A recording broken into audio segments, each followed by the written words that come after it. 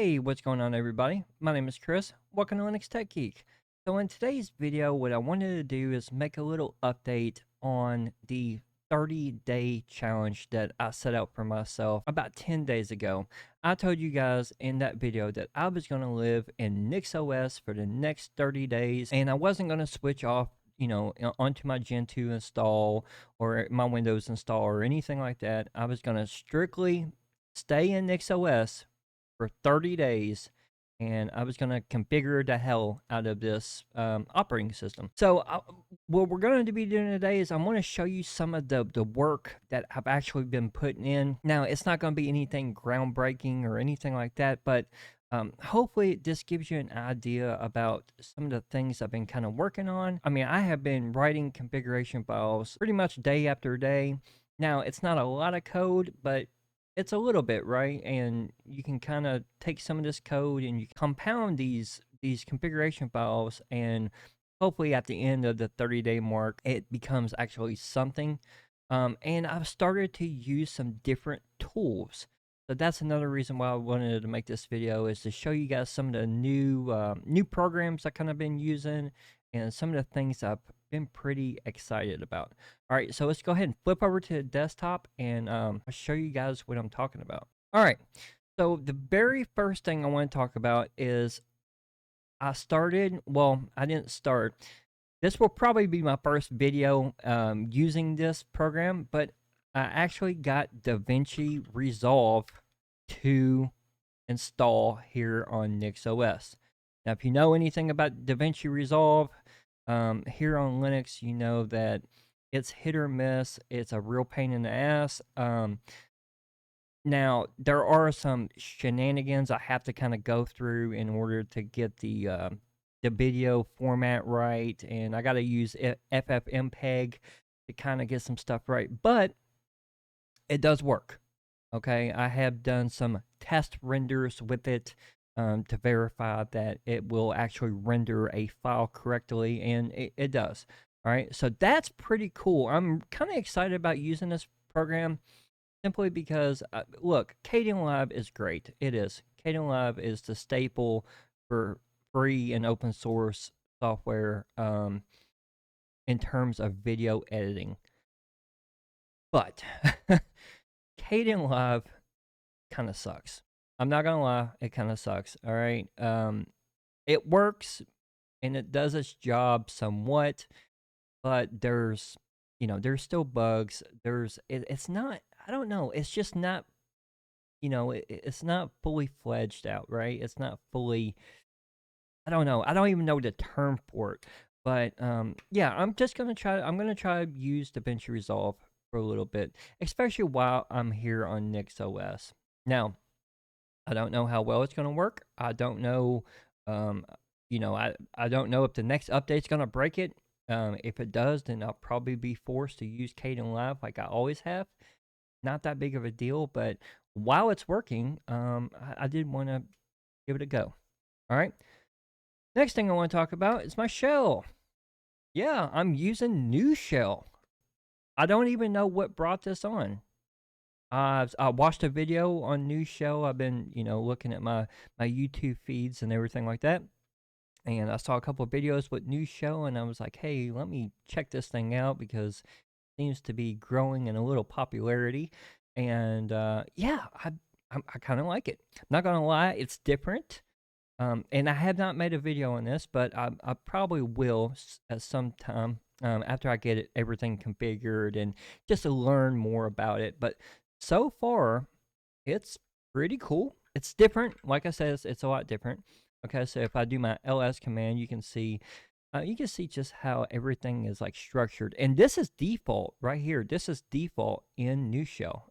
This is not anything to do with the way that I have my output selected or anything like that. This is, if you do Nushell, so if you do NU, which is the Nushell, that's how you spawn it, then yeah, it's completely default. So that's pretty cool. I do like that. The next thing is, let's check in on my NixOS configurations, because I'm pretty sure if you're watching this video, that's what you guys are concerned about. All right. So let's look at, I don't really want to look at configuration. Well, we can. Let's look at configuration.nix just a tad bit, just to look at some of the programs that I have installed recently, and then we'll talk more about Home Manager, I think. So recently, the only thing that I have really installed that you guys, since the last video on NixOS, is I've installed Tmux, just some programming language type of stuff with Rust, Nushell, DaVinci Resolve, FFmpeg. This is for this is for DaVinci as well. It's a dependency. And then I got a couple of the language servers. This is for Lua. This is for Go. And no, this is for Nix. Nil is for Nix. And then Go PLS is for Go. Okay. So that is pretty much it when it comes to the configuration.nix configuration files. I haven't really done too much in there. Also, you may notice that I'm using a new configuration for NeoVim, and you would be right. So I found a cool NeoVim config that I pretty much liked, and so I git cloned it and I installed it, and I've made a couple of tweaks to it to suit how I do my work. But yeah, pretty cool. I do like it. So all right, so we had that, and then let's go into home.nix. All right, so home.nix. So you can see that we got some different modules or different .nix files that I have made, right? So this is something new. So I've been using Nushell, so of course I added a Nushell.nix file, right? And I've added a ropey.nix file. I actually did this ropey.nix file last night, I believe. So what I'm actually doing is, see some of these programs right here? I'm going to be transitioning some of these programs that I have right here in this list, and I'm going to be writing custom.nix files. I'm going to be writing these modules. That way, if I need to change anything in these like specific programs, like Kitty and Alacrity, all right, those will probably get put into this, and just like LazyGit. However, stuff like CMake, libtools, GNU Make, and Python, probably not, right? Probably don't care too much. But you get the idea, right?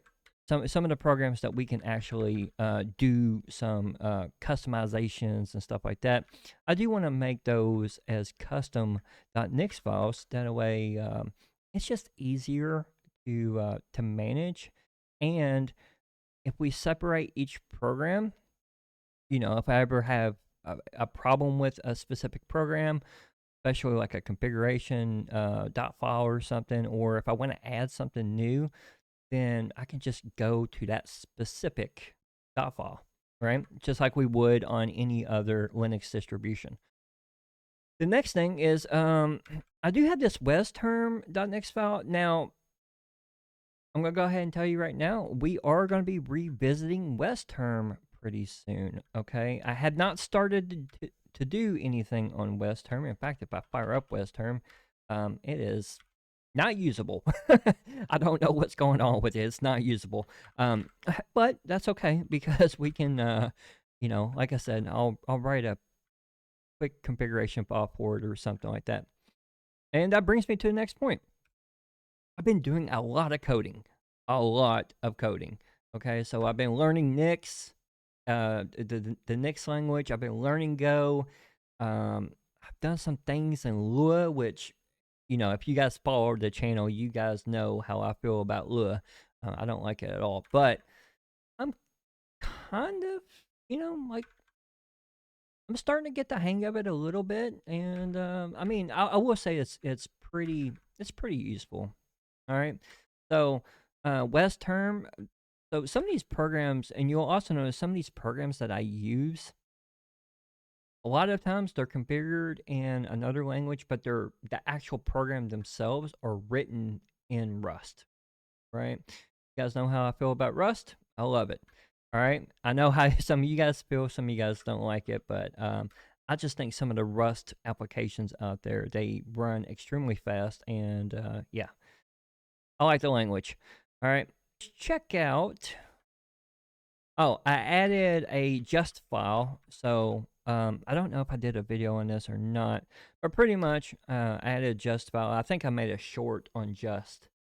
But all it just does is it pretty much just gives you an alias to a specific command. So, like if I wanted to rebuild my home.nix, all I would do is say just, and then I could do home build, right? And it would read the just file and it would just activate the home.build. All right, and it would also use my flake. Okay.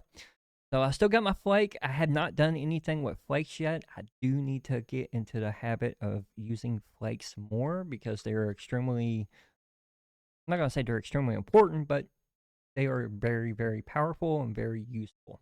Okay. So the next thing that you might notice is I've gotten out of DWM. Now I'm using i3 currently.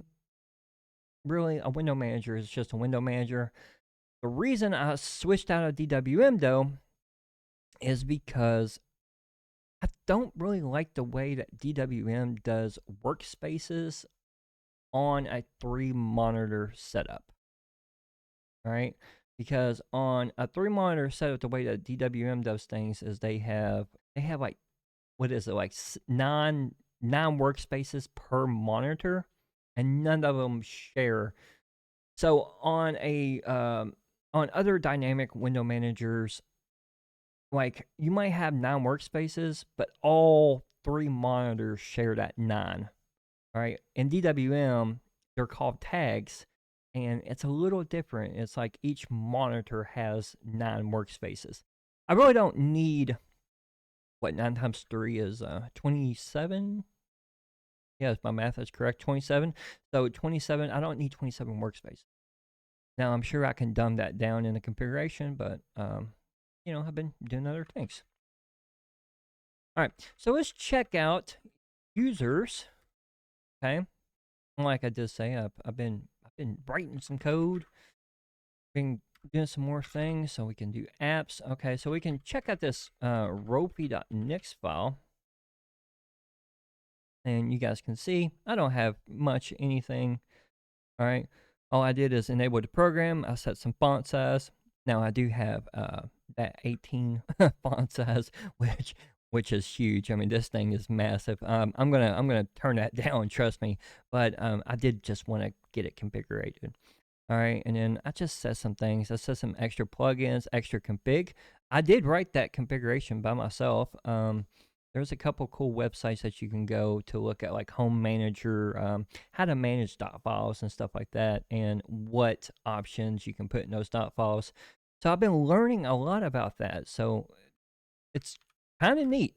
All right. I mean, I'm not gonna lie. I've really enjoyed my time so far here on Nix. As you can see too, I did this 2 weeks ago, right? So I did kind of the same thing with Kitty right there. I am still using the Kitty terminal here, but I'm going to be switching off of that, I think. And then the next thing, did I put it in shelves? Yes, I did. Okay, so the next thing is, you can see we have Nushell, and then I have sh.nix. Now, this sh.nix file is massive, right? Like I got a lot in there. I'm probably, if I had a guess, I'm gonna dumb this down a little bit, because I don't need, first off, I don't need like 100 programs in one .nix file. I would rather separate those out, but that'll be for another time. Now, for the big new program that I've been using is Nushell. And this is what my Nushell config stuff is. Like I said, it's not a lot of stuff so far, but I'm still learning, and I'm still writing some of this configuration stuff. So it's been pretty cool. So we just enable Nushell.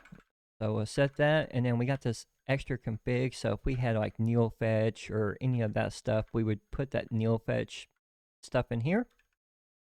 And then I'll also define some shell aliases. Now, in hindsight, I could make a separate .nix file for aliases. I don't know how I'm gonna handle this. I may just do it per shell, to be honest. But that's not really good programming practice either. So I don't know.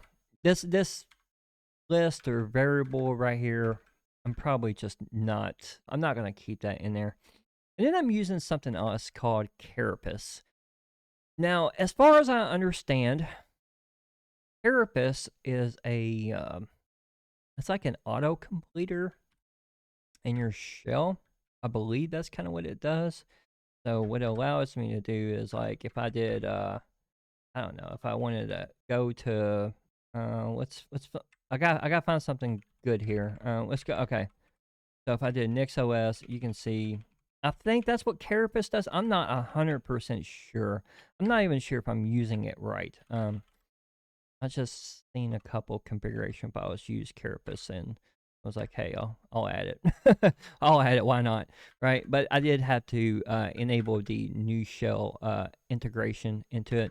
Okay, I think that could even be default. Not sure, but I went ahead and explicitly said to add that. I also did some Emacs stuff. All right, so been doing a lot of different things here. So we got Emacs, and then so with my Emacs config, I've added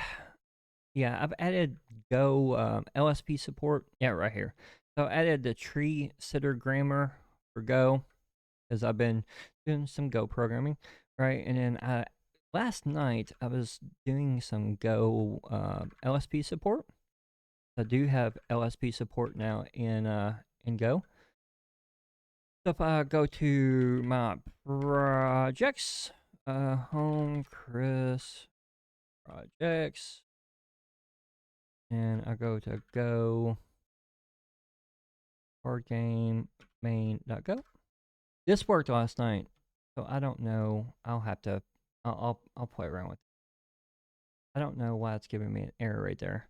It should not be giving me an error because it worked flawlessly last night. So be something I'll have to look at, but for the most part, I think it does work. Well, let me get into a main function here. So if I did like format print line, you can see it would give me all of the functionality of a LSP. That's kind of cool. I'm pretty happy about that, actually. All right, and then buffer. No, don't save it. But yeah, I mean, that's pretty much all I've kind of been doing. I mean, I haven't been doing anything, crazy or anything, but I have been putting in some work. I've also switched over my dot files, my nix-os dot files. I've renamed those in the repository. I've been trying to keep those as up to date as possible. And the only thing that I think I'm not going to be pushing to GitLab, I'm probably not going to be pushing the NeilVim config, simply because it's not mine. Okay. Now, if I make significant changes to it, and I mean significant changes, then I might push it, just because once you've configured something so much, it almost becomes yours, but I don't want to, as of right now, I don't want to push someone else's NeilVim configuration up on my GitLab and say it's mine, because it's simply not true. All right. So if you guys have any questions, comments, or suggestions, leave them down below. Don't forget, every single Friday at 7 o'clock Eastern Daylight Time, I stream over there on twitch.tv/LinuxTechGeek. I saw some of you guys have subscribed recently, so I want to thank you for that, and feel free to please stop by. And that's about it. That's about wraps this video up. I am going to be trying to use DaVinci Resolve to edit this video. If the quality is crap, or if you guys see any weird artifacting kind of going on or anything like that, please let me know in the comments down below, and I'll stop using it, because I'm trying to make these videos as good as quality as possible for you guys. All right. So until next time, you guys take care, be safe, and peace. Bye, guys.